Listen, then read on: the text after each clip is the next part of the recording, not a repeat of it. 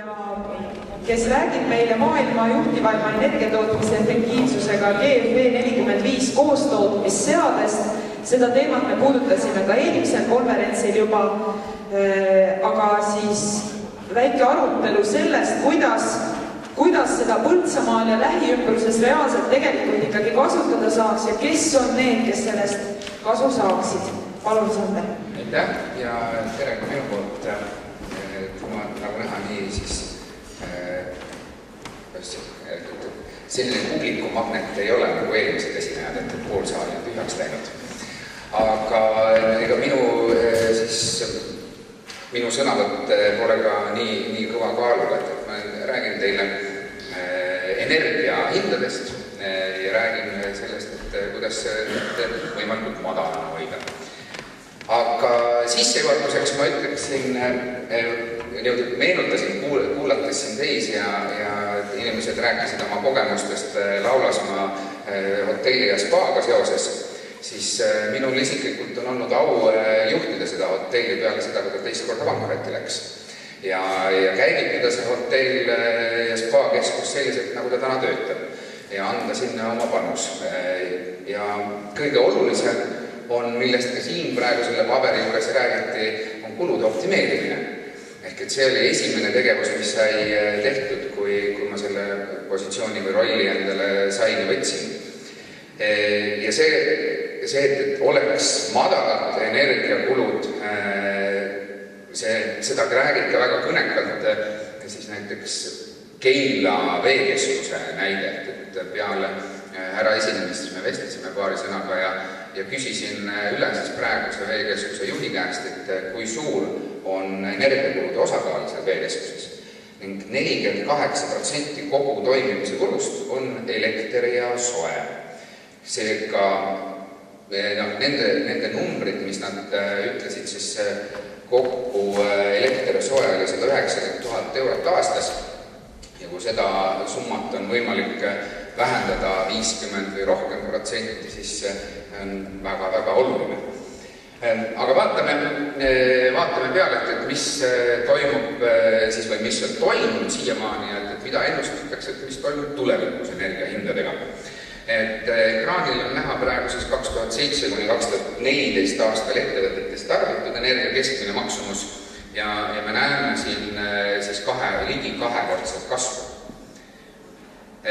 Elektri hinnakomponendid lõpptarbijale on saanud suurema muutuse sisse 2008. aastal, kui otsustati hakata koguma ka elektriaktsiisi ning taastuvenergiatasu.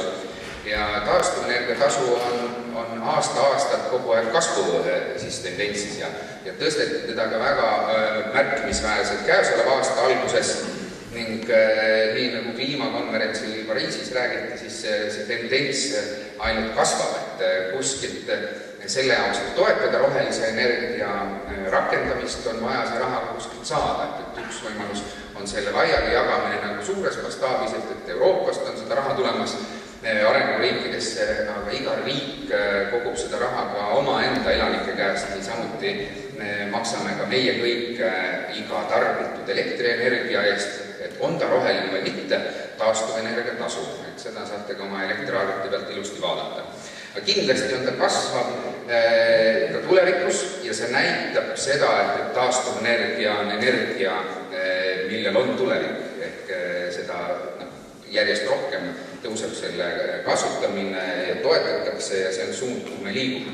Me peame ära lõpetama selle ühiskonna või selle siis, kus me elame, selle saastamise.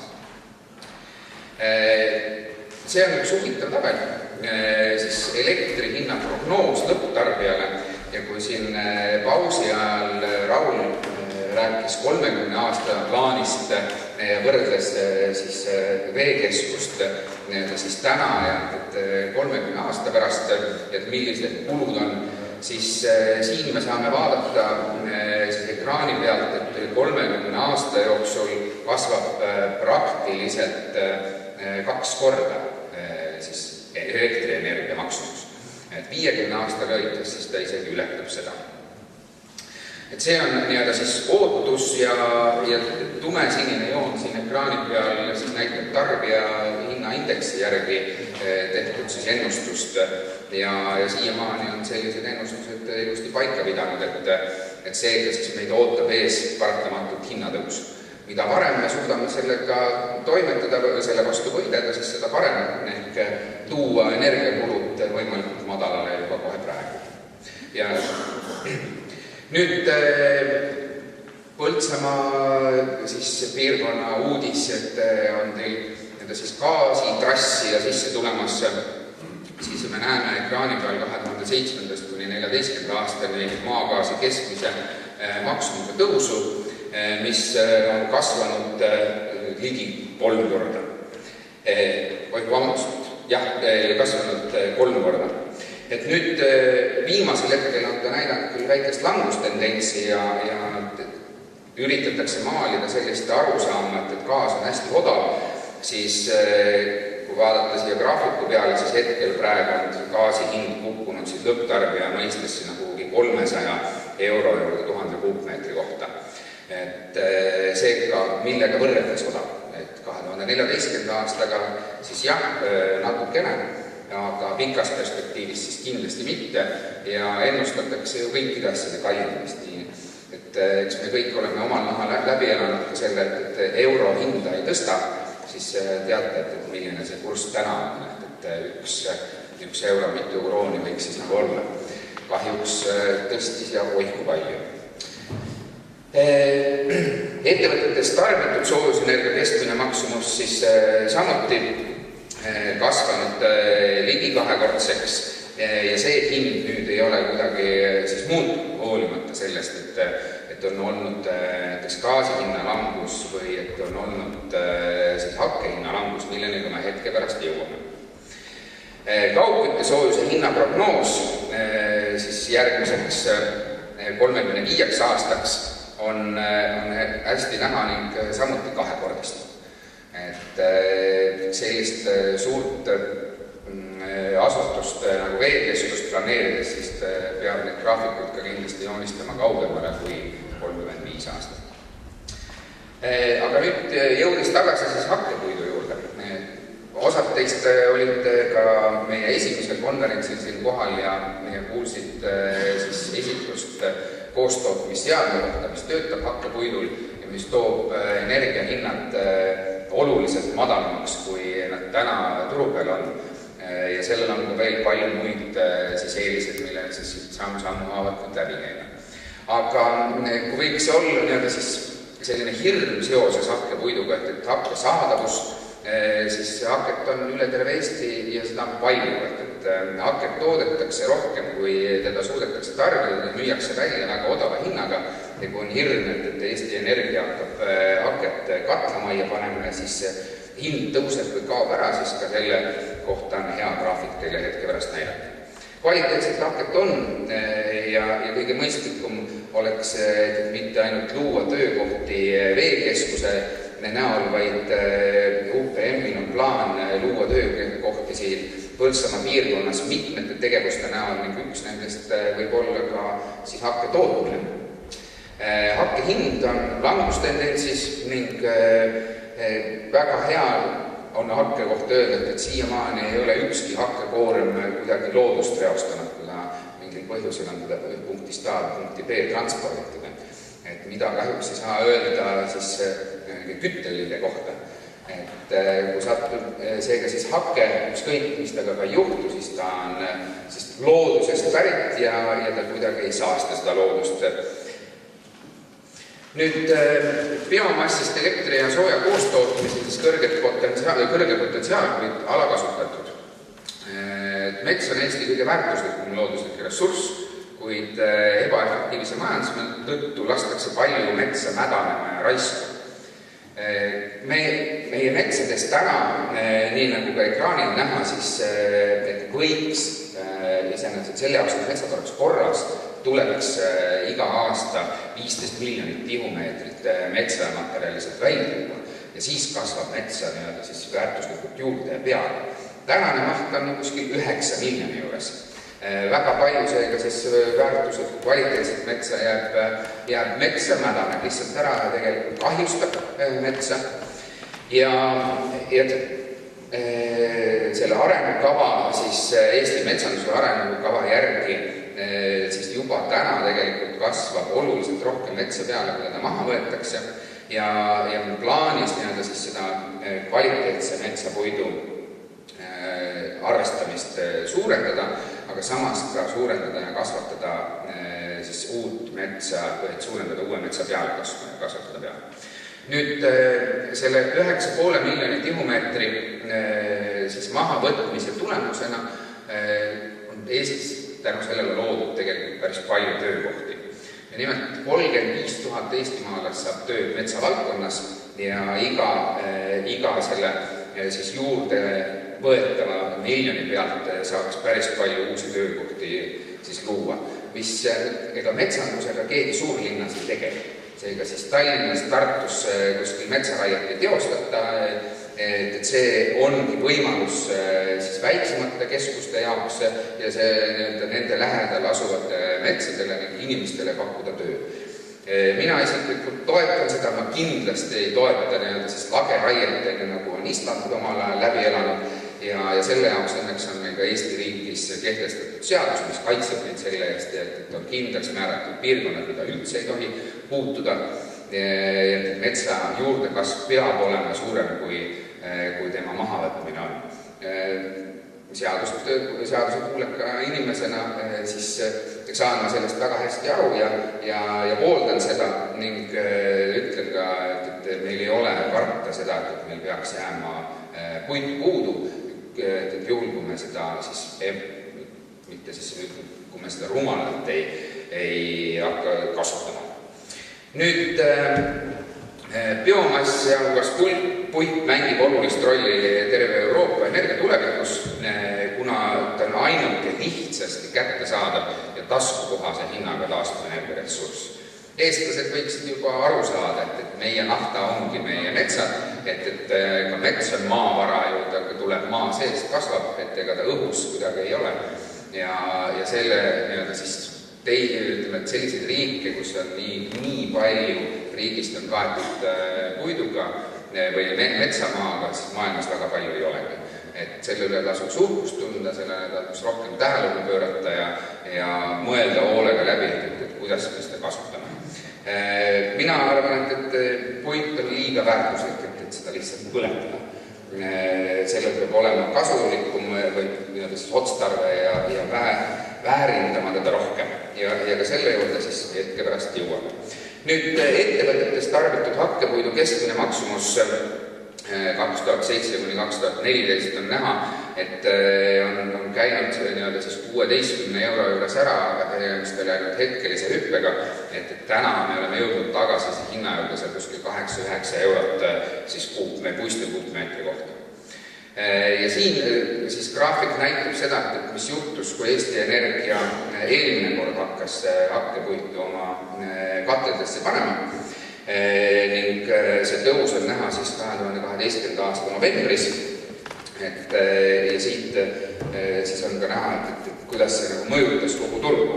See oli ainult hetkeline hinnakasv, selle tulemusena tekkis Eestisse väga palju hakkepuidutootjaid juurde ning lootus, et seetõttu siis hakke hind tõuseb ja kasvab, siis kahjuks kraani pealt nähtuna siis on hoopis nagu vastupidine tagajärg.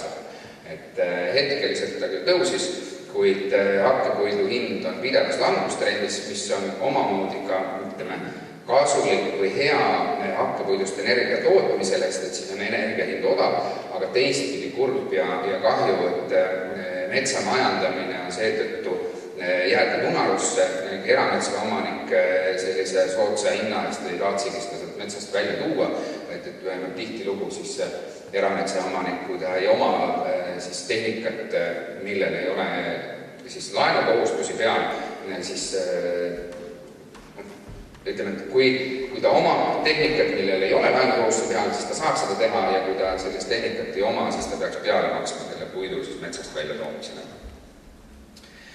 Aga nüüd siis võtame selle kõik kokku ja jõuame selle seadme juurde, mida Greenfield Energy müüb.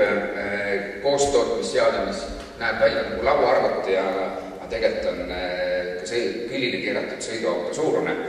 Ja selliste seadmetega me plaanime hoida madalal ka loodava veekeskuse energiakulu, et hoida oluliselt kokku. Lisaks sellele veekeskusele siis UPM-il on ka plaan siis Põltsamaa piirkonnas pakkuda siis võimalust nende töökohtade loomiseks, et seeläbi siis pakkuda võimalust ettevõtetele endale sellised seadmed, ettevõtted, korteriühistud, sellised seadmed paigaldada ja seeläbi oma energiakulusid vähendada. Ja kõik see loob sellele piirkonnale väärtust juurde.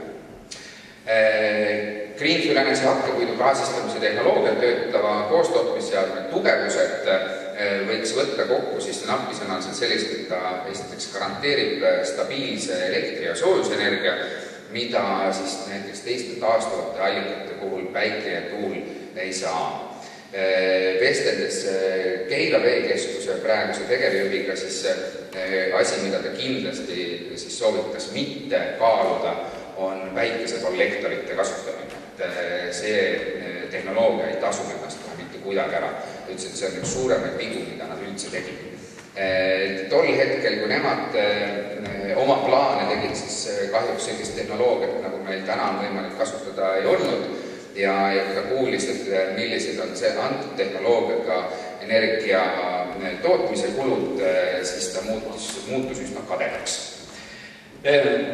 Siin on välja toodud ka Emori poolt siis selle hakkepuidu maksumus siis hetkel uuringu järgi siis 8,96 eurot puiste kuupmeetri kohta. Ja Eestis on ka piirkondi, Saaremaa ja Muhumaa, kus ta on sellest hinnast veel oluliselt madalast, et sealt mandri peale toomine viib selle hinna läbi transpordi oluliselt kõrgemale. Puidu gaasistamise tehnoloogia on keskkonnasõbralik ja koostootmisseade, mis siis energiatootmiseks kasutab hakkepuitu ja hakkepuitu muundatakse puugaasiks, siis see on tehnoloogia, mida ei peaks absoluutselt kartma, kui kellelgi selline hirm üldse peaks olema. Kui puidu põletamisel tekib tahm ja suits ning tuulekaitsel ilmaga ma usun, et ka siin piirkonnas, et kui inimesed siis külma ilmaga, kui tuult ei ole, panevad kõik oma kaminad ja ahjud kodus küdema, et mismoodi see siis suits jääb siis madalasse kihti ja siis tänavale astudes seda on kohe hästi ninaga tunda. Et ta on mõnus, aga seda ainult hetkeks, selle sees elada ei ole hea. Puidu gaasistamisel seda ei teki, selle seadme sees puitu ei põletata ja gaasistamine toimub hapnikuvabas keskkonnas. Seetõttu ei teki tahma, ei teki seda suitsu pingu ja seadmest väljub siis ainult soe õhk, mida oleme siis analüüsinud ja kõrvutanud Eesti linnade siis õhusaastega ning tulemus ütleb, et seadmest väljub heitgaas on puhtam kui linna õhk ise. Seega siis ta mitte ei hakka saastama, vaid hoopis puhastama seda piirkonda, kus kohas seadmed töötavad. Kompaktne seade, mida saab siis hõlpsasti paigaldada, sobib paigaldamiseks ka suure liikluskoormusega piirkonda. Ma usun, et enamus inimesi kujutavad ette hakke transportimist sellise suure järelkäruga, umbes 90 kuupmeetrise autoga, et kuidas selline auto meile linnamahele sõidab. Siis tänapäeva tehnoloogia juures varustatakse need seadmed sama suurte nagu prügiautodega, mis on siin hakkepuhurautod ja kuna prügiauto peab igale poole ligi pääsema seadusest tulenevalt, siis pääseb ka see hakkepuhurauto. Seega ei mingit suurt vedamist, vaid täiesti tavaline siis liikluskoormus on selle hakke laiale vedamisest. Seade töötab vajadusel ka täiesti iseseisvalt, ei vaja, et ta siis elektrivõrku, et ta ei pea olema pistikus, et juhul, kui peaks olema piirkonnas või kuskil vajadus energia järgi, kas siis elektrienergia või soojusenergia järgi, kus seda täna ei ole, sinna ei ole elektrit veetud, sinna siis kas soojatrass ei jõua või seal muu lahendus puudub, siis selle seadme saab tööle panna ükskõik kus, mis annab nagu väga palju eeliseid juurde veel. Seadmel on väga pikk eluiga, lühike hooldusaeg ja väike hooldemaksumus ning äärmiselt lihtne on teda käidelda ja hooldada. Tänapäeva tehnoloogia on tehtud väga hõlpsalt ja lihtsasti kasutatavaks. Kõik seadmes kasutatavad komponendid on pärit Euroopast, enamus neist Skandinaaviast. Seadme tootja selle seadme eluea pikendamiseks ei võta nagu riski ja selle jaoks, et kasutada siis Aasiast pärinevaid soodsamaid komponente. Ja lisaks on see tegemist nutiseadmega, et mida saab juhtida ka mobiiltelefonist. See seade saab aru energiatarbimise mahust ja suudab siis oma tööd juhtida vastavalt sellele, et kas tuleb põlevad või pannakse kostu, kas väljas läks, et temperatuur langes või tõusis, siis vastavalt sellele juhib enda tööfunktsioon. Jälgib kogu aeg lisanduse edendamist, millest me rääkisime, maapiirkondade majandustegevuse elavdamist ja uute töökohtade loomist, energiavarustust ja energeetilist sõltumatust ning puhtamat keskkonda. Küsimused, palun. Jah.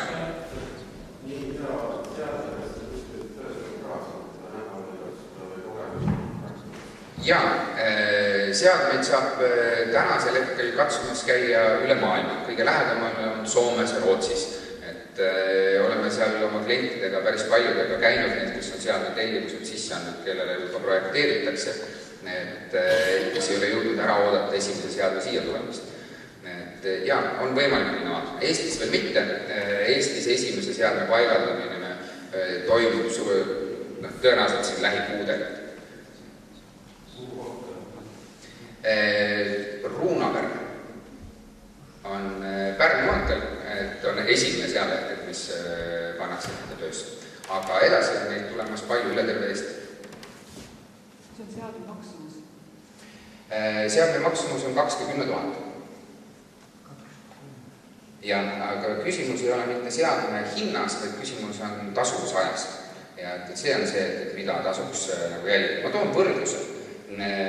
See seade toodab sellises mahus elektrienergiat, mille veel kord seadme jalajälg, ehk tema mõõdud või see ruutmeetri jalajälg, mis ta maha pannes on umbes 6 ruutmeetrit. Aga selle jaoks, et toota samas mahus elektrienergiat, nagu toodab see 6 ruutmeetrit suur seade, oleks vaja 2400 ruutmeetrit päikesepaneele. Ja lisaks need 2400 ruutmeetrit päikesepaneele läheks ka umbes ligi 2 korda maksma, rohkem maksma. Aga selle olema hakkelaadu? Jaa,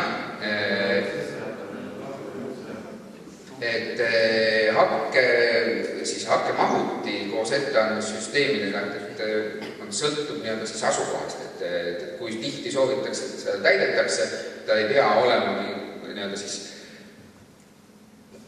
kui te pidasite silmas, et selle maksumust või et lisaks te mõtlesite sellele jalajäljele. See sealt lahendab hakke. Jaa. Tegelikult ei saa olla see autosuurune seaduse, tuleb hakkelaadu, hakkesead.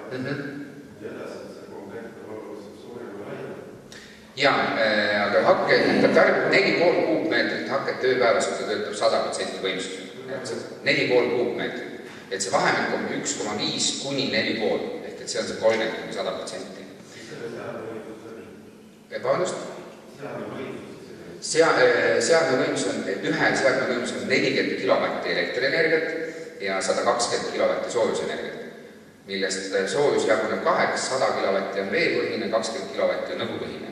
Õhk suunatakse hakkehoidlasse, et tagada seadmele eelkuivatatud sobilik hakke, mis tähendab, et turu pealt saab osta täiesti tavalist kergemini kättesaadavat sellist 30–40% niisugused hakket. Aga nüüd hakkehoidla suurus sõltub sellest, kui tihti soovite, et seda täidetakse. et hakkepugurauto ise on 30–40 kuupmeetrit suur, et seega siis lihtne matemaatika, et seega 3x3 selline 9 ruutmeetrise pinnaga hoidla on täiesti piisav sinna. 20% kulub kütuse ettevalmistamiseks, siis ei ole kasutegur sellel seadmel on 93%, see 20 on mitte 20%, vaid 20 kilovatti oli selles mõttes. 20 kilovatti õhupõhist sooja saadakse tänu sellele, et seadmel on pandud korpus ümber. Et kui ma lähen siit sammud tagasi, siis tänu sellele, et tal on pandud küljed, seega on see efektiivsuse kasv, mitte langus. Ja see vee õhupõhine soe, mis sealt kätte saadakse, et selle väga mõistlik kasutamine on sellega hoopis kütuse hinda alandada. Ehk et hakke, mida kuivanud on, seda kallim ta on. Et seega, kui saab niismit haket sinna sisse panna, seade ise valmistab selle endale sobilikuks, siis on see hinna alandav hoopis komponent ja tõstab efektiivsust. Aga mis on jääkprodukt? Seadme jääkprodukt on järgi biosüsi, mis ei ole jääkprodukt, vaid mis on omaette produkt. Et see biosüsi sobib maa rikastamiseks, põllule panemiseks, sobib kokku pressida näiteks grillsöeks või omakorda toota sellest torrefitseeritud pelleteid. Seega jääkprodukti ju sellist. Hakkest järgi ikkagi süsinik osa kasutada ära see osa on järgast, mis on hakkes olemas, sealt kasutada. Jaa, see on see 7%, mis sealt välja siis tuleb. Et mis on sellest biosees. Seega sisseantavast siis hakke mahust 1–2% väljub seadmest siis biosööle.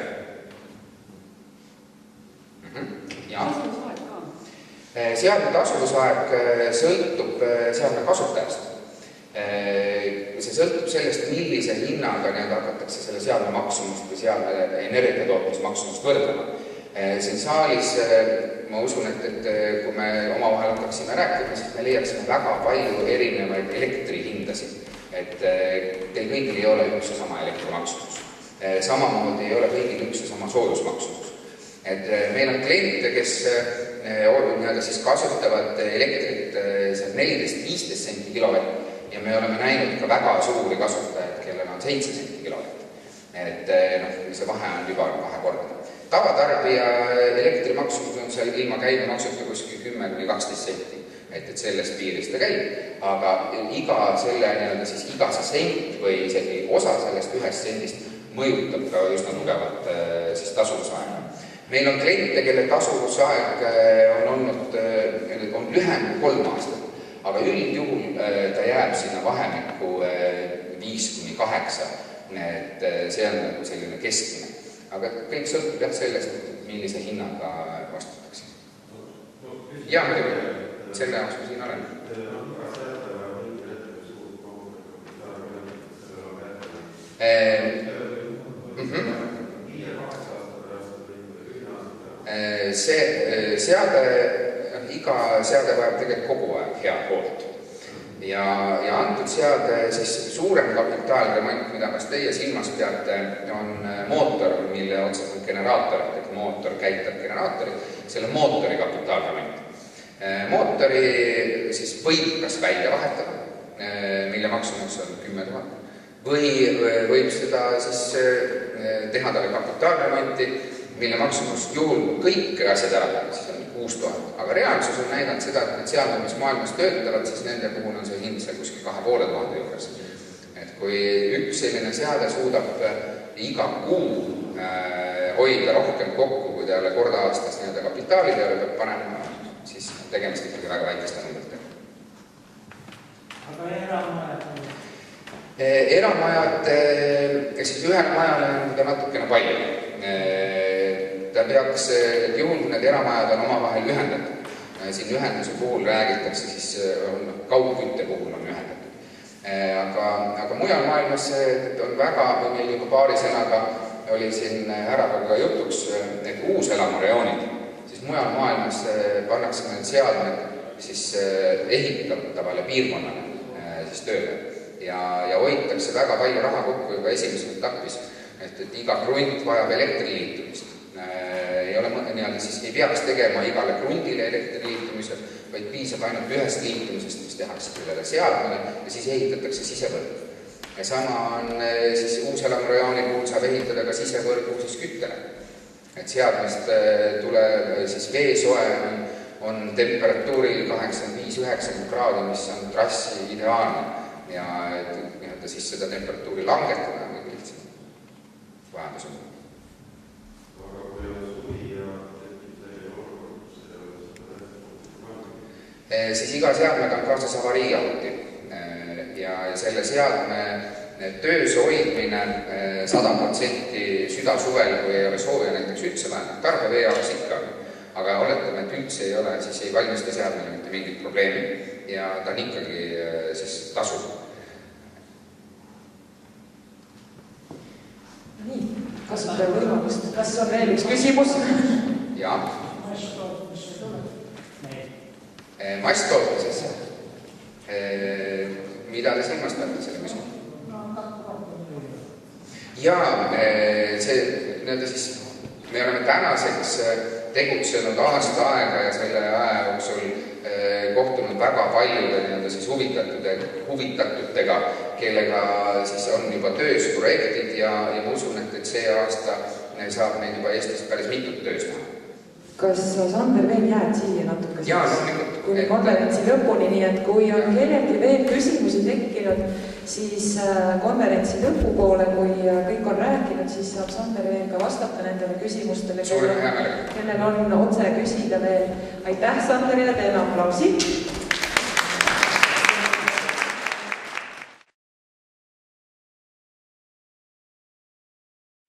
Meil on siin härra Jaan Leetsaar Eesti Maaülikoolist majandusteadlasena võtab sõna ja räägib ühistulisest tegevusest ja sellest siis, et kuidas ikkagi koos teha seda, mida üksi teha ei suuda, kuidas kaasata teadmisi ja ressursse tegutsema ühe eesmärgi nimel.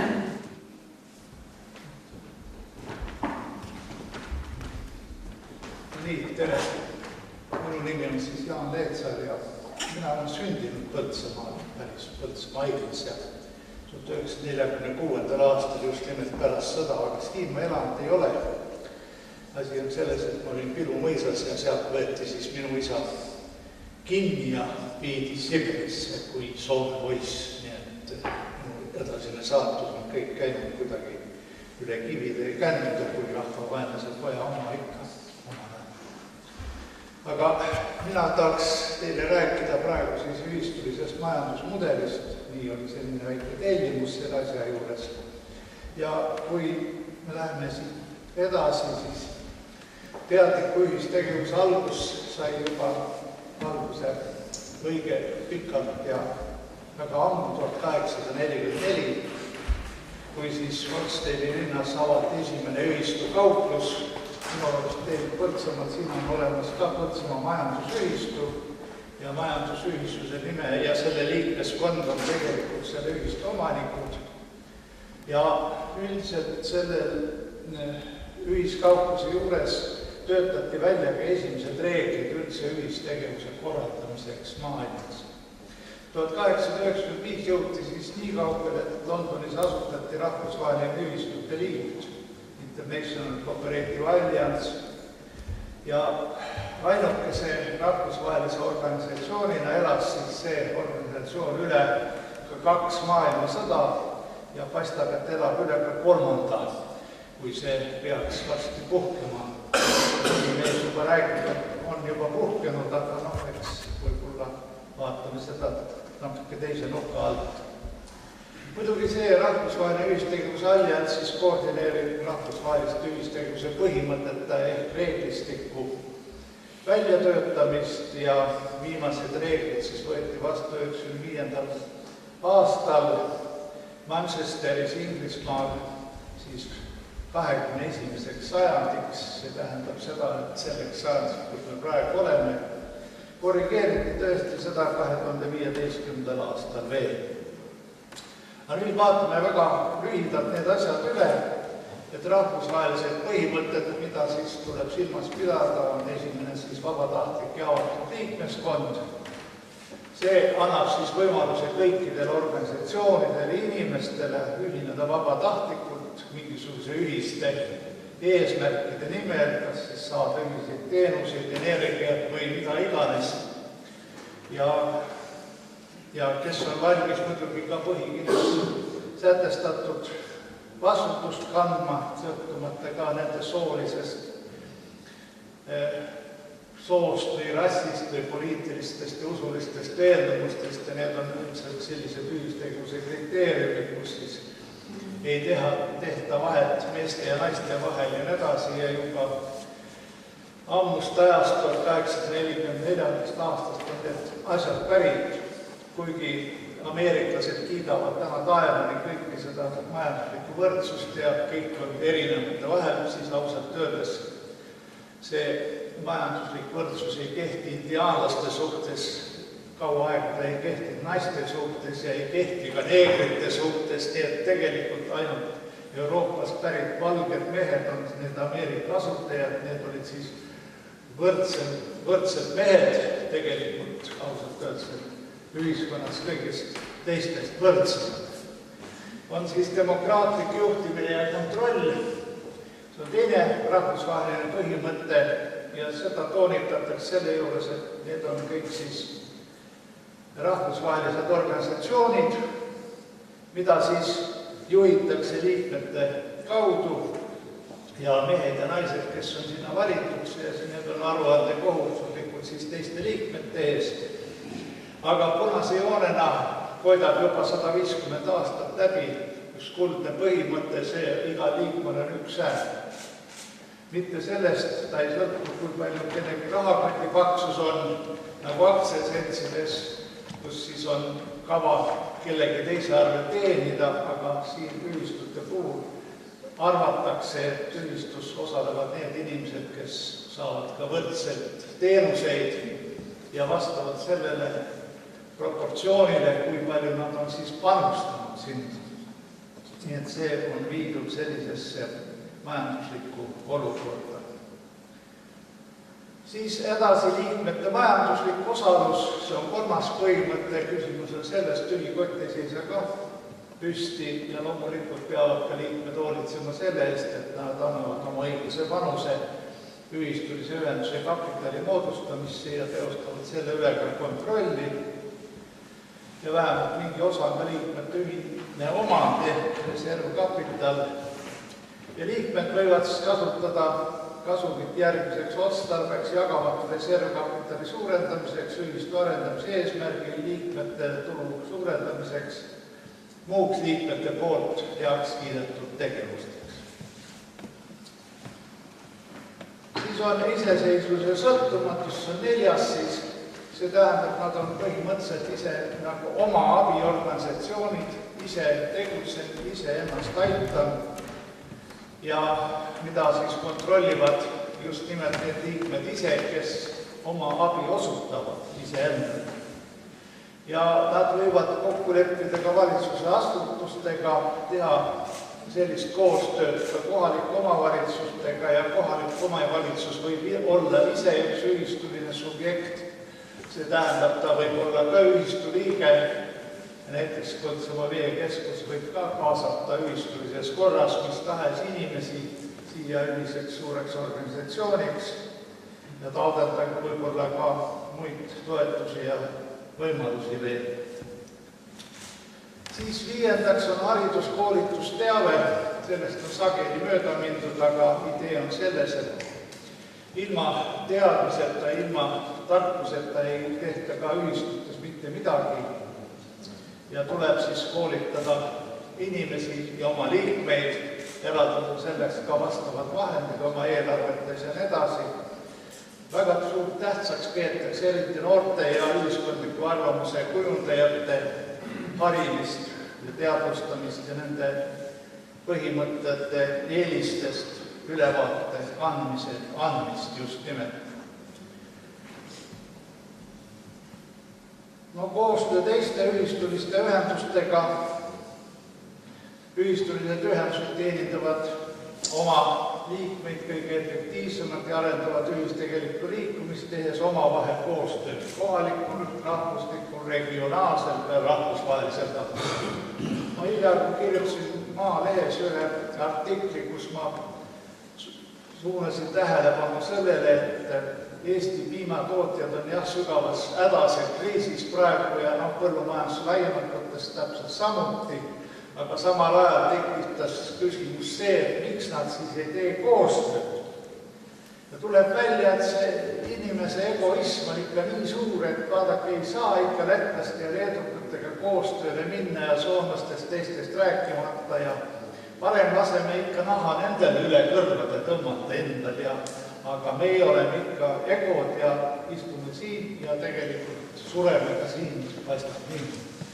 Kui tegelikult teised riigid, siin nagu taanlased ja rootslased on pannud juba leivad ühte kappi, on moodustanud rahvusvahelisi ühistuid ja läinud sellega koos turgudele, siis tegelikult oleme meie lapsekingades ja kogu aeg omavahel konkureerime ja laseme omavahel kumme tühjaks. Ja tagajärg on muidugi selles, et ega me mingisugust tulu ja tulemust kuskil ei saa. Ma olen natuke kurb selles mõttes täna, et ma näen seda, et põllumajandus ja maaelu käib alla. Midagi teha ei ole. Ma olen pärit, elan Põrtsjärve ääres, Valma külas, Viljandi vallas, Viljandi valla volikogu liige ka.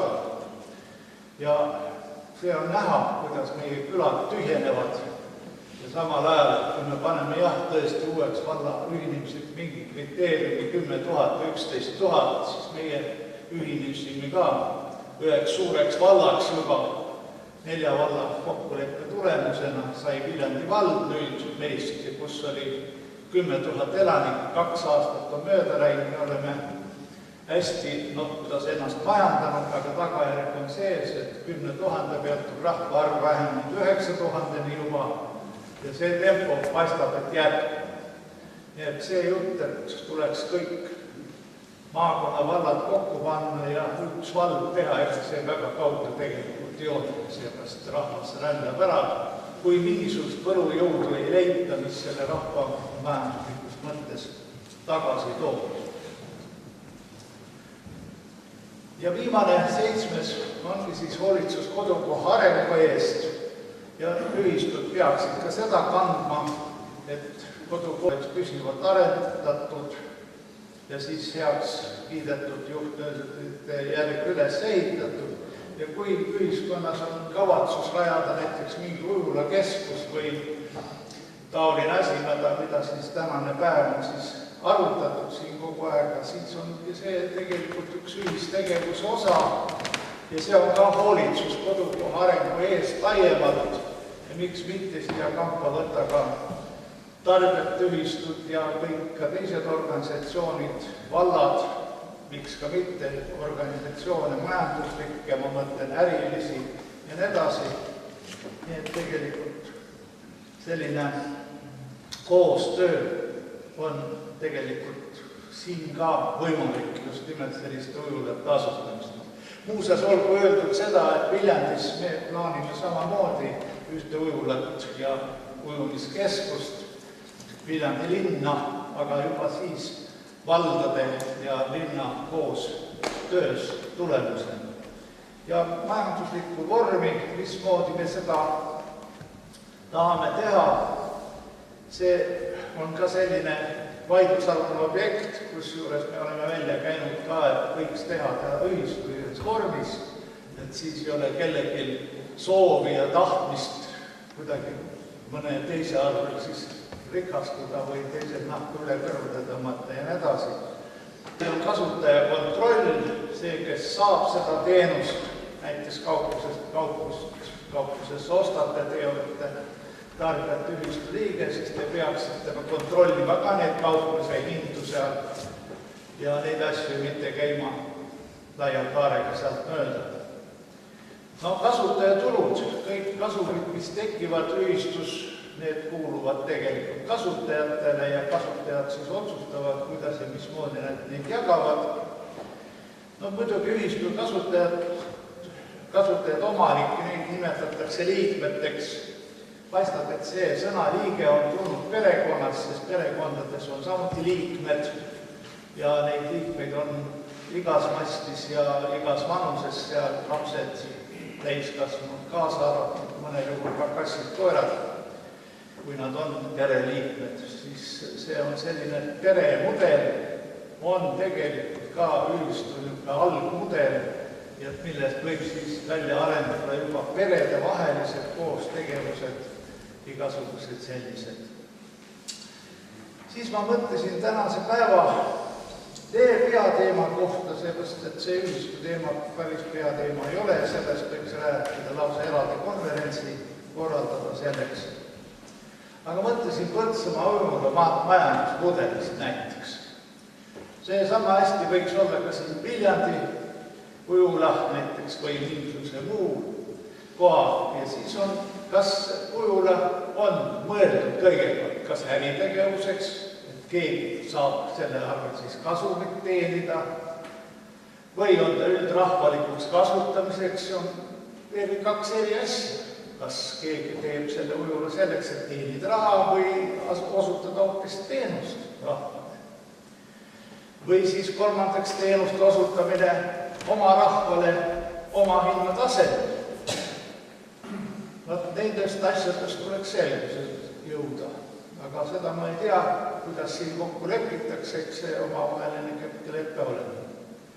Aga eelnevast tulenevalt on ka mitmeid võimalusi siis organisatsioonilise vormi moodustamiseks, kas vormistada aktsiaseltsinada. Sellisel juhul peab muidugi selgeks tegema, kes on aktsiakapitali omanikud, kas need on 1, 2, 3 või 10 või 100 ja kuidas siis aktsiad omavahel jagunevad, kelle kätte koondub võim ja kelle kätte lähevad siis kasumid ja need siis on omaette probleem. Samuti toimub see asi ka osaühingus. No tulundusühistus on asjad hoopis teistmoodi.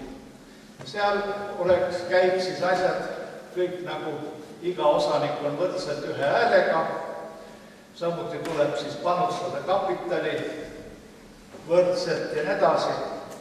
Neljas variant on teha hoopiski mittetulundusühing, et plaanitakse, et tulu ei teenitagi üldse, et see jääb kuskile selliselt kas enda kasutusse või midagi taolist.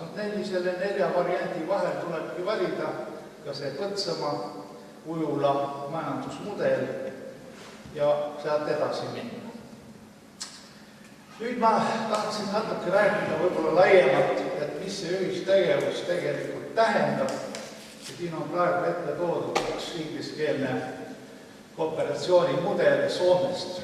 Kuidas see Soomes aastal 2010 on siis, millised ühistud on siis olemas ja kõige ülemine rida näitab siis, millised on lihakooperatiivid. Neid lihanduskooperatiive või lihaühistud on Soomes 5.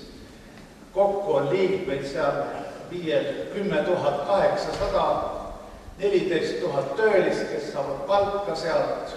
Käive on siis 3,5, kuidas seda öeldakse, miljardit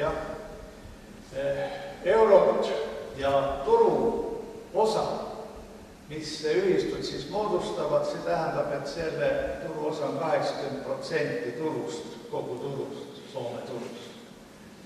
Siin ei ole aktsiaseltse mängus, vaid need on kõik ühistud, kooperatiivid. Ja nad on nii võimsad, et võib-olla olete kuulnud, et Rakvere suur lihakombinaat, see kuulub ka Soomele ega kellegile muule kui Soome lihaühistud. Teine asi, see Execo tehas, mis Viljandi külje all hirmusat haisu levitab kogu aeg ja 7 või 80 000 siga üles kasvatab ja läga lahutatakse siis meile siia põldude peale, sinna Valma külasse ka, kust mina pärit olen. See kuulub ka soomlastele. Lisaks on selles veel suuri sigaleid küll ja küll siin Eestimaa, nii et tegelikult üle 50% üldse sealiha toodangust on Soome oma. Midagi teha ei ole, eestlast ei kuulu suht midagi enam. Kui me vaatame piimaühistut, siis Soomes on 21 piimaühistut, enne oli 1 Vaalio, pärast jagunes ta uuesti 29, seal on samuti 10 500 liiget, aga turuosa on 97%, praktiliselt kogu piimatooted, kõik juustud, kõik võid, kõik jäätised ja nii edasi tulevad ühistutest, mis kuuluvad piimatootjatele, tarbijatele. Noh, piimatootjad on siis, kui te olete kuulnud Vaaliga piima või ostate poest Arla piima või selliseid Alma piima näiteks, siis teadke seda, et selles piimapakis on üks osa, mõned sendid, mis lähevad Soome kasutuks. See on soomlaste ettevõtte poolt toodetud piim ja piimasaadus, mis tooraina on meie meeste käest kokku ostetud, aga väärindatud soomlaste jaoks, aga kasum viiakse Soome. No munakooperatiive on Soomes siis 2 tükki, turuosa on 45%, see on väiksem, aianduskooperatiiv on 5, seal on 0–40. Mis ma tahtsin veel näidata, on see metsanduskooperatiiv. Soomes on üks suur metsaliito, see on 126 400 liiget, on omanikud seal. Ja näed, seal on ka linnainimesed, kellel on siis metsamaa olemas. Ta on taludest kolinud ära linnadesse ja nii edasi, aga selle turuosa on 40% ja soomlased siin metsaomanikud või metsaühistu tegeleb täpselt samuti siin Eestis hoolega ja viib siit ka kasumeid Soome välja. No hankija, see tähendab seda, see on varustusühingud, Soomes on kuskil 50% on nende käes turuosa. Aga nüüd, mis tuleb oluline, see on see sinine lahter, seal on 3 rida. Üks on siis tarbijate kooperatiivid, tarbijate ühistud ehk Coop Eesti uue väljendusena. Ja seal on soomlastel 2,2 miljonit liiget omanikku. See tähendab sisuliselt seda, et siin on see 45% on turuosa, aga see on tegelikult 49, praegu juba või isegi 50. See kasvab väga jõudsalt tänu sellele, et Soome kaubandusvõrk on pressinud kõik ärimehed turult välja. Soomes ei ole neid kette, mis on meil siin nagu sellised Selveri ketid ja Maximad ja muud sellised kaubandusketid, mis tegelikult on siia toodud ainult selleks, et viia siit raha meil välja. Soomes need tarbijatühistud jätavad raha sinna ja kui arvestada seda veel, et soomlastel on 4 miljonit inimest kokku ja 2,2 miljonit on liiget, siis võite arvata, et igast perekonnast on seal tarbijatühistu liikmeid. Ja meil on siis ka nemad sisse juba siia pressinud, need on need Prisma, just täpselt. Ja need on nii agarad siin sees ja pressivad väga edasi. Meie küll räägime, et aeg oleks ETK-süsteemil ka minna sellele teed, et hakake tegema koostööd rahvusvahelisel tasandil. Nad proovisid kunagi, siis pöörsid tülli ja oligi sellega asi lõppenud. Siis on ühistupangad. Me räägime väga palju pankadest, kuidas pangad viivad seda raha välja ja tegelikult viiakse välja ausalt öeldes väga suur hulk pankadest tekkivast kasumist õigemini meie rahast. Aga soomlastel on 252 ühistupanka ja liikmeid on seal ligi 1,5 miljonit soomlast. Turuosa on ka kuskil 38–40%. Kindlustusühistut meil Eestis üldse ei ole ja soomlastel on 64 kindlustusühistut üle 500 miljoni liikme. Kõik pensionikindlustused on tegelikult kohustus hoida ühistulistest pankades või ühistustes kindlustusseltsides, et mitte anda ära pensionäride raha kuskile kellelegi kasumiahnele firmale.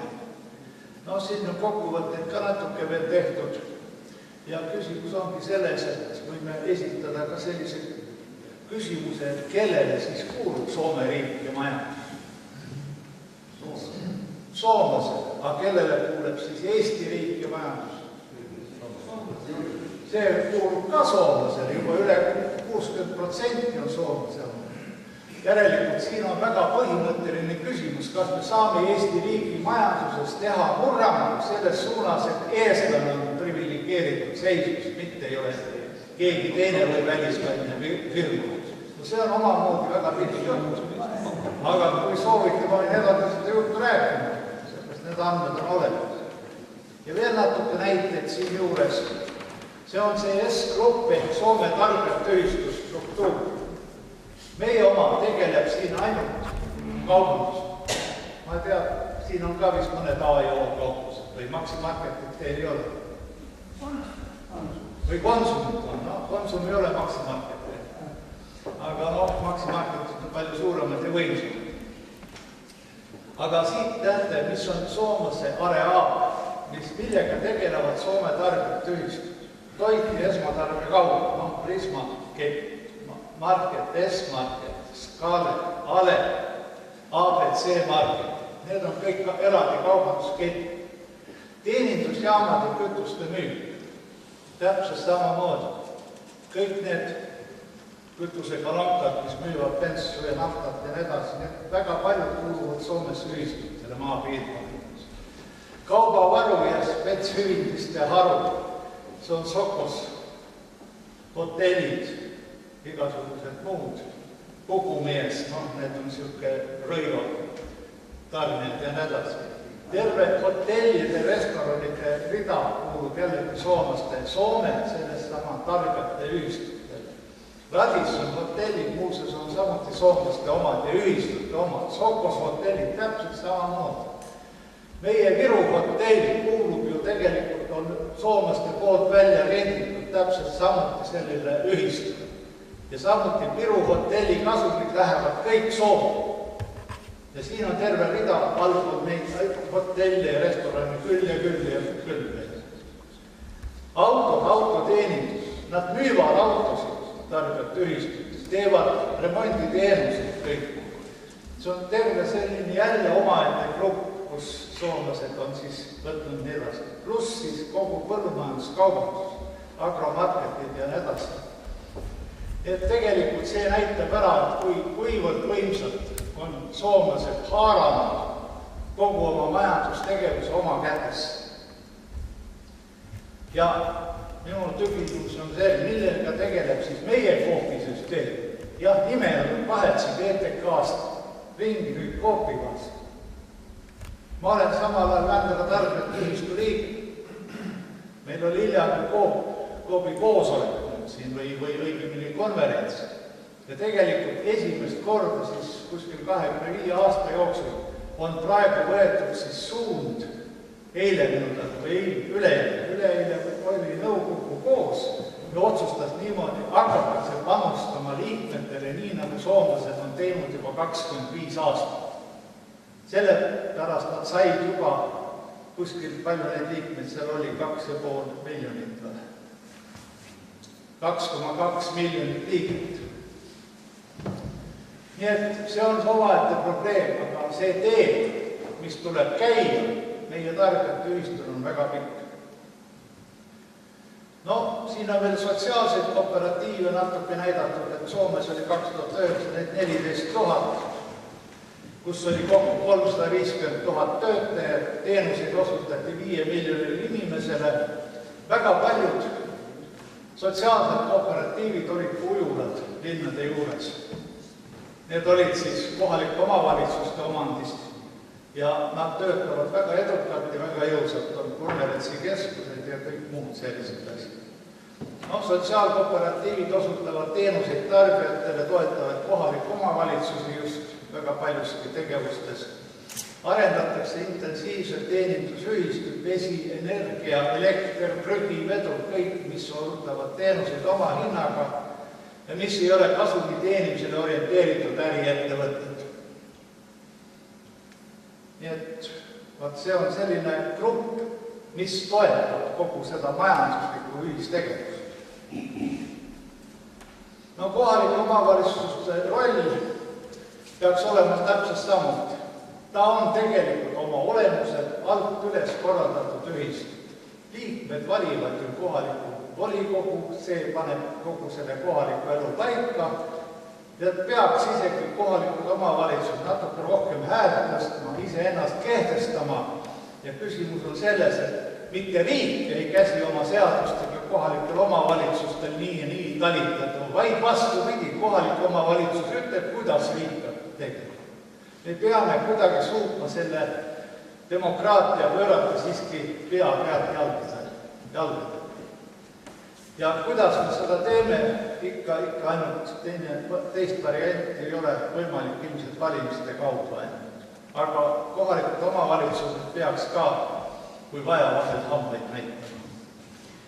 Ja asutama selleks ka võib-olla siis omal siis veeettevõtteid, sealhulgas ka õula, prügimajandus, energiamajandus. Ja delegeeriks siis osa ülesandeid riigile, no meil on seni vastupidi, nagu kaitsejõudude probleemid ja võib-olla politsei asjad ja niisugused asjad, mis on üleüldised ja mida ei ole kohalikul omavalitsus sünnis täita. Aga praegu, eriti praegusel ajal, kui on see suur ühinemise aeg, on aeg nende asjade peal mõelda, mida selle suure omavalitsusega nüüd pihta on. Kuidas sellele sisu anda, et see oleks rahva jaoks tehtud, mitte niimoodi, et ta on riigi käepikendus. Et kohalik omavalitsus, kuidas öeldakse, toob meile koju selle riigi poolt ette kirjutatud käsulaua. Mina väidan seda teile, et juba ammu tegelikult ei määra Riigikogu saalis üksikud Riigikogu liikmed ühegi seaduse nägu. Seadus on kõik ametnike nägu. Ja need ametnikud teevad seadusi täpselt selleks, et saada iseennast positsioonile kindlustada, et saada mõnus ja hea äraelamine ja nii edasi. Nendele ei lähe korda, kuidas maainimene siin Põltsamaa linnas või kuskil mujal elab. See tuleb omal välja võidelda, see õigus. Nii et toetada majandusliku ühistegevuse arengut, põllumajandus, metsandus, energia ja paljud muud sellised peaks olema siis meie rolliks. Meil võiks olla rohkem ühistud. Esmatarbekaubad, toit, kodukaubad, kaubandus, see on seesama ETK, Coop, teenused. Arstiabi päästeteenistus täpselt samuti peaks olema ühistuline. Miks ta peab olema kellegi ministri alluvuses või ei tea kuskil mujal? Kommunaalteenused, vesi, kanal, jäätmed, ühistransport, ujula sealhulgas. Tooraine varumine, töötlemine ja turustamine, põllumajandus, metsandus, see peaks olema täpselt samuti. Omanike enda otsustada, kuidas me teeme ja kuidas me majame. Raharinglus. See raharinglus on ju meie käest ära läinud. No mõelge, kellele kuulub Swedbank, kellele kuulub Ühispank, kellele kuulub see, kõik need teised pangad kuulub. Ja teine, et meil on seda vabatahtlikult lasnud seda teha. Aga miks me ei ole ise neid ühistupank kasutanud, siis teinud käima lükanud? Me oleme ise ärgutatud. Energiaühistud, see on viimane jällegi selline asi, mis tuleb jälle oma kätte võtta. Kui me seda praegu oma kätte võtta, seda energia tootmist, siis tegelikult andke andeks, see Eesti Energia sõidab oma suurte jaotusvõrkudega meistest. Lihtsalt julmalt üle. Või mingisugused välisfirmad võtab otsa. Nii et need on sellised väga valusad asjad ja küsimused. Ma ei teagi, mis seda teha. Ja veel on üks ühistegevusele üks ütlemata üks kena asi. Ühistegevus teeb tegelikult kogu ühiskonna ausamaks, sõbralikumaks, demokraatlikumaks, humaansemaks, eetilisemaks. Meie ühistutes või üldse ühistud omavahel ei kakle, ei võitle need veri väljas või ninaveri. Nii ei, vaid tehakse koos tööd. Idee on selles, me oleme kõik me koos otsustame, koos teeme. Mitte nii, et ma vaatan, kuidas teised vennad, kuidas öeldakse, kark-karalt pühida. pankrotti lasta, aukud ajada. Vaata, ühistud niimoodi ei käitu. Nad on laiemalt inimeste, kui te näete seda, kui suured arvud elanikest kuuluvad ühistutesse Soomes, siis küsime uuesti, aga kas Soome on sõbralik? Palju sõbralikum on ta rahva jaoks kui meil. Kas te nägite eile, mis toimus Soomes? Ei näinud te? Nägite? Soome talunikud tulid nagu üks mees traktoritega Toompeale, mitte Toompeale, sinna Sõelse parlamendi estate platsi peale, see on presidendi väljak. Neid oli vist mitte, nagu meil oli 100 traktorit. Neid oli 600 või 1000 riigis. Ja kokku oli neid vist 4 või 5 000 seal soomlasi kokku. Ja sellist massüritust kujutage ette, meil ajakirjandus vaikis selle julmalt maha, näed, ei ole toimunud. Soomlased on samamoodi selle Euroliidu käes. Mina ütlen teile ausalt ära, mina hääletasin Euroliidu vastu. Ja ma arvan siia maal, et ma tegin päris õigesti. Ainult kasi mind sunnitakse. Ma ei tea midagi muid tegema neid asju, aga suud veel ei ole kinni pandud. Suur tänu teile.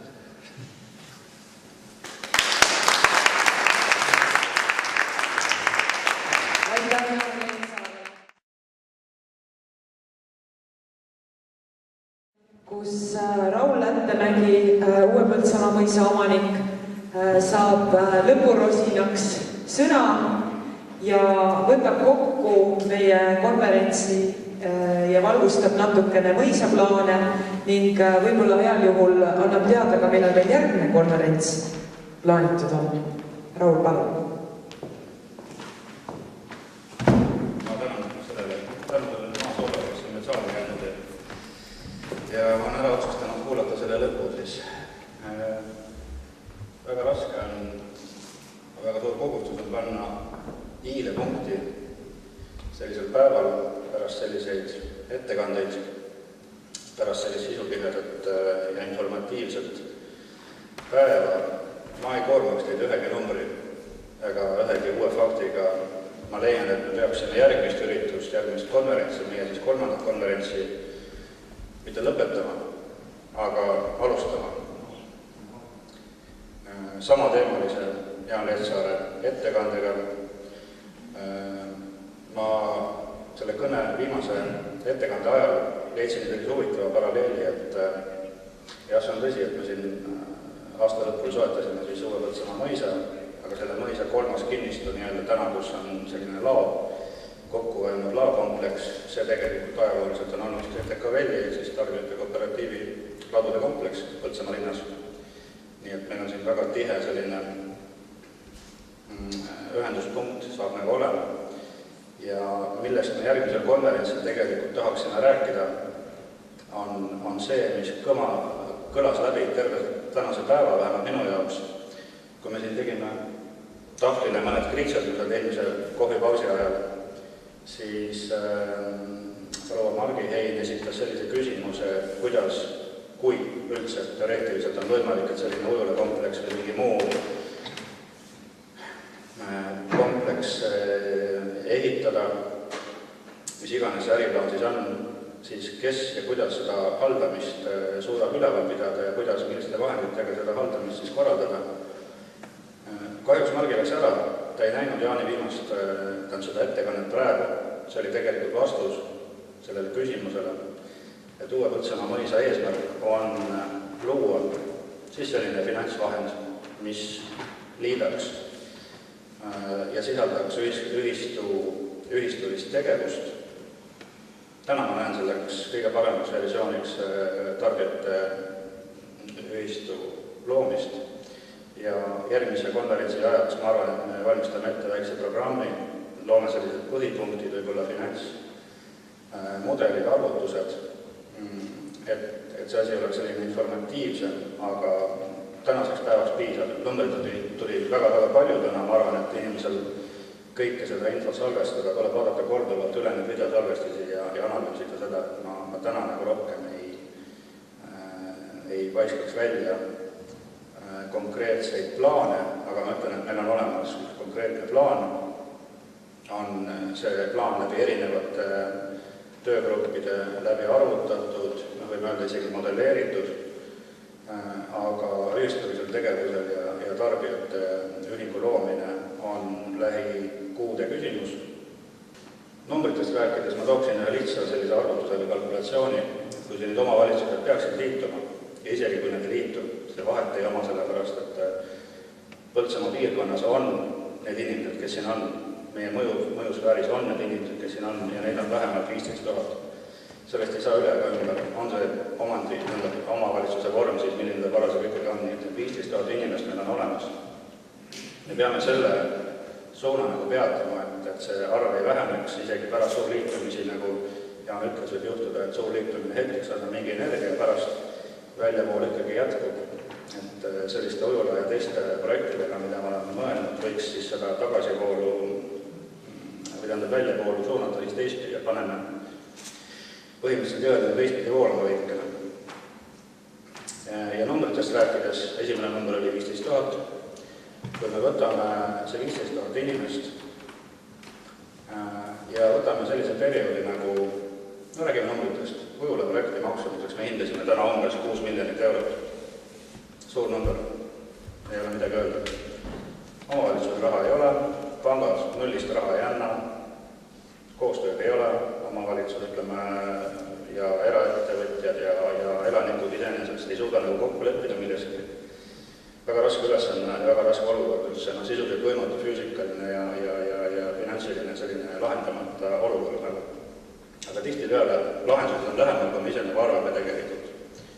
Ja siin, kui me nüüd võtame neid numbreid, see 15 000 elanikku ja 6 miljonit eurot, mis on vajalik näiteks selle Ujula keskuse jaoks ja jagame selle ära 3 aasta peale, selle perioodi. Võtame need õnnetud üle 1000 päeva veidikene ja siis võtame omakorda veel, korrutame selle läbi päevade arvuga, palju neid päevi tuleb ja nüüd öelge saalist kiiresti, kui suur on see number, mida iga inimene sellest 15 000 inimese asumist peaks iga päev loovutama, et see Ujula oleks ilma igasuguse välisabita, ilma laenudeta, ilma pankadeta, oleks ehitatud 3 aastat, kõik elanikud iga päev, millise summa peaks ohverdama? Hästi kiiresti. Esimene mõte, mis tuleb päevas, inimene panustab. See on 28 senti. 28 senti.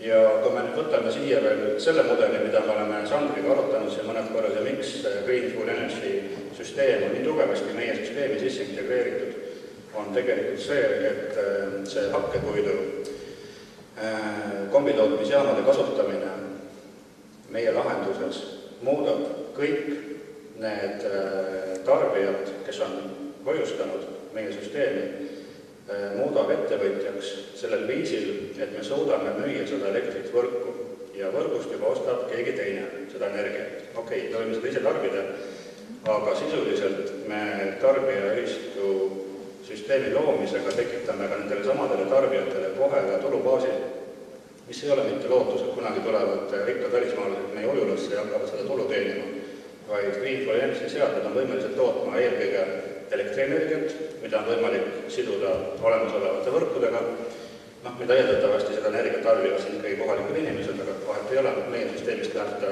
äriplaanina välja ja see on tulupool. Ja teine pool, mis üle jääb, on konkreetselt soe energia ja tähendab soe energias kahel viisil, et soe õhk ja soe vesikütte, mida me saaksime kasutada sellistes uutes tehnilistes lahendustes oluliselt efektiivsemalt, kui seda sai teha veel 10-15 aastat tagasi. Nüüd me oleme mitmekordses võidus. See projekt, Ujula, UPM, Uue Põltsamaa mõisa poolt juhitud Ujula projekt tegelikult sisaldab vähemalt 5 erinevat aspekti.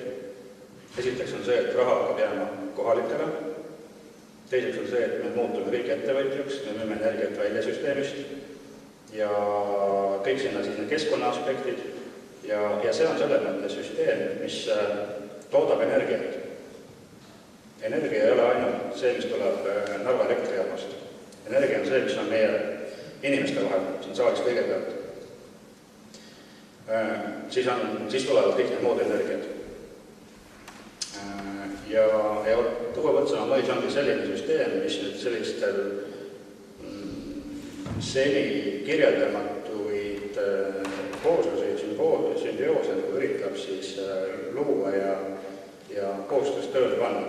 Nii et ma arvan, et järgmine järgmine konverents teemal asubi energia ja energia üldse oleks siis selline valdav teema, mis peaks siis lõpuks kokku hakkama viima neid tegevusi, mida me oleme teinud siin. Räägime siis betooni valamisest ja räägime siis nüüd oleme jõudnud esimese konverentsi energia teemast, siis oleme sujuvalt jõudnud siis sellise vaimuenergia haridusteemalise teemakäsitluse poole. Nii et ma võin öelda, et meie tänases audientsis on väga erilisi inimesi, üks inimene tuleb just saali hetkel sisse, et me räägime vaimuenergiast ja selles mõttes, et tuleviku sammudest, nii et ma võib-olla 2 minutit annaksin palun sõna uue kooli kontseptsiooni tutvustamiseks, võib-olla selline, kui saab 3 minutiga, 5 minutiga, ma võtaks selle julgusega. Hästi vette hüpatud, millega me üldse tegeleme, et see ei ole see lihtne, igapäevane arusaadav nagu selline tegevus, aga ma paluksin korra.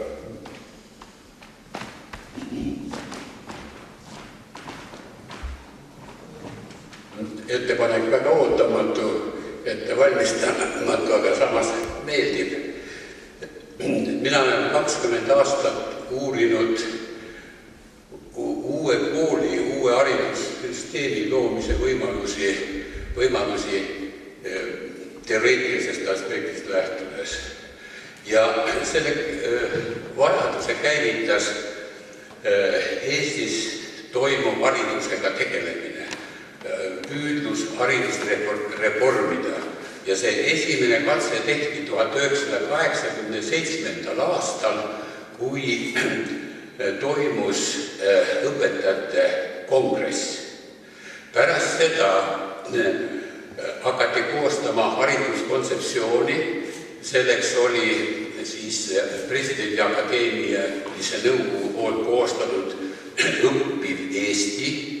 Seda dokumenti ka vastu ei võetud, siis koostati haridusstrateegia Õpi Eesti, seda ka vastu ei võetud, siis hakati koostama haridusstrateegiat 5 väljakutset Eesti haridusele ja selle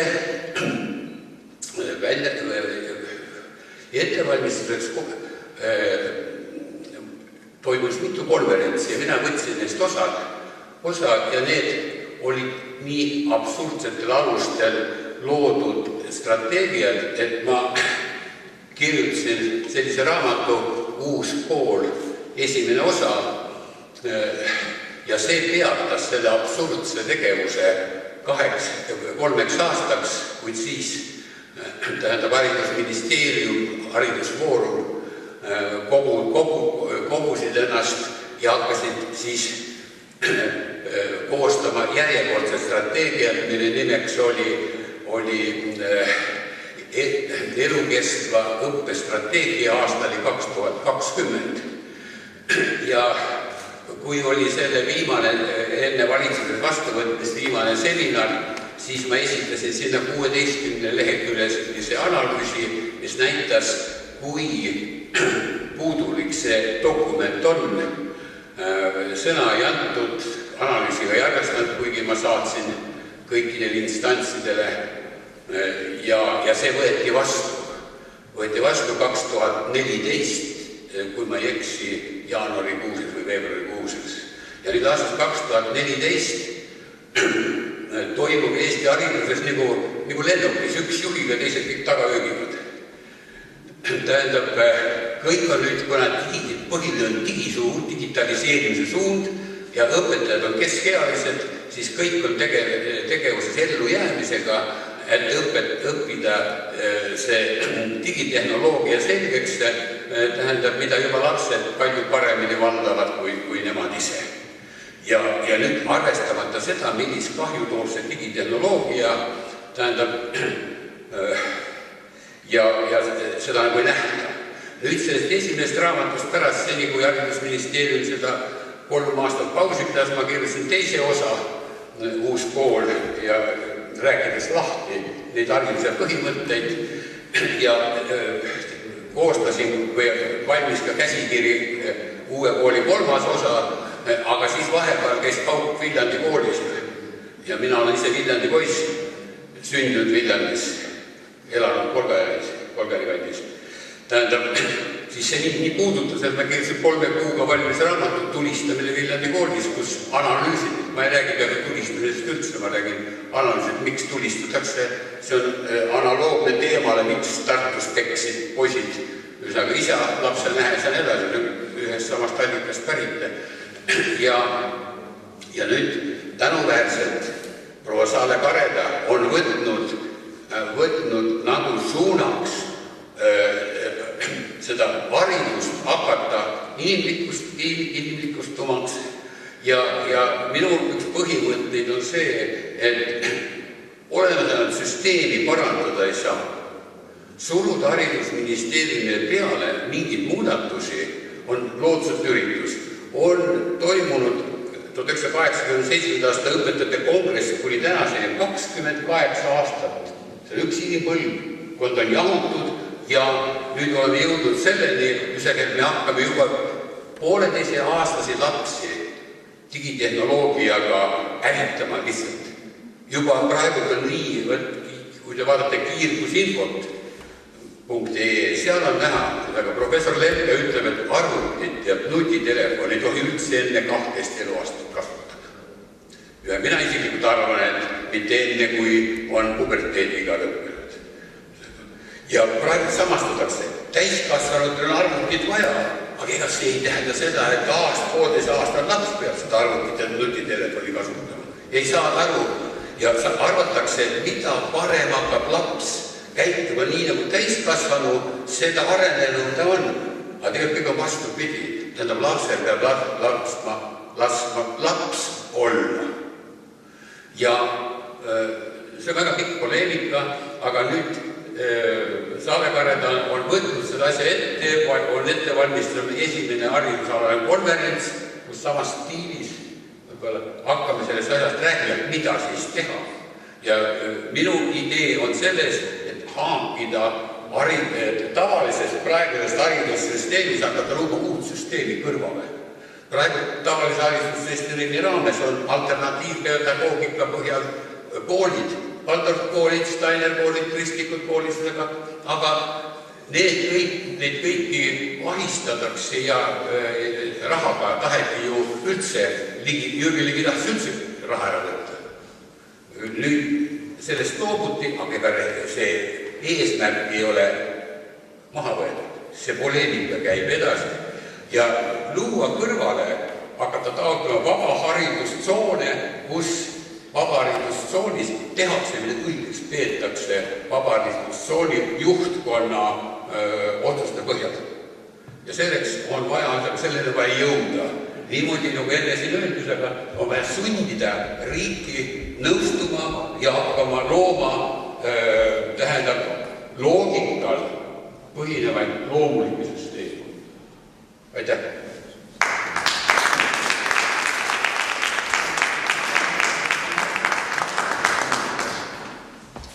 Aitäh ka minu poolt, et see oligi lihtsalt selline meie stiili näide. Mitte see, kuidas näeb tankilisalt inimene, vaid see, kuidas, mis on see valdkond, kuidas me mõtleme. See on natukene kastist välja. Hiljuti tekkis uus termin, et ei mõtle kastist välja, ma mõtlen ämmist välja. Et püüame seda liini hoida ja suur tänu tulemast kõigile ja kandele seisult. Ja.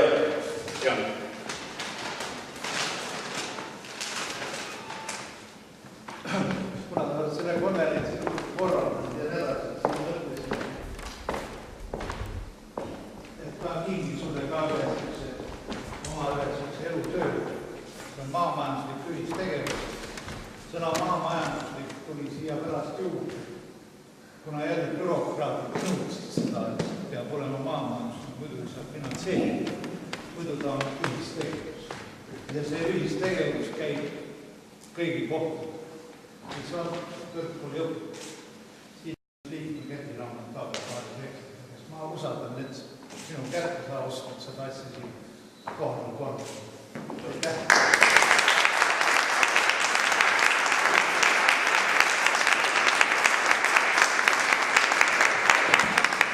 Ma püüan ka hea mulje jätta.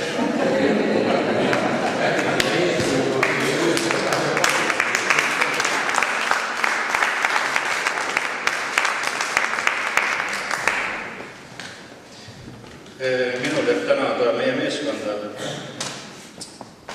Egle, peatselt meie tegevjuht, veel mõned päevad, võetud päevad, siis ametlikult. Täna, ütleme 1. aprillist meil on plaanis siis alustada nagu sellist ametlikku tegevust, mida me oleme alustanud tegelikult juba, nagu näha nendest konverentsidest ka. Ja suur tänu kaasa mõtlemast ja kaasa ja siia tulemast siis. Järgmiste kordadega. No aitäh, konverents on lõppenud tõepoolest ja järgmiste kohtumisteni ma arvan üsna pea, me ei pea ootama mitu kuud ega. Natukene. Ilusat koduteed, kena kevade ootust ja järgmiste kohtumisteni, aitäh teile!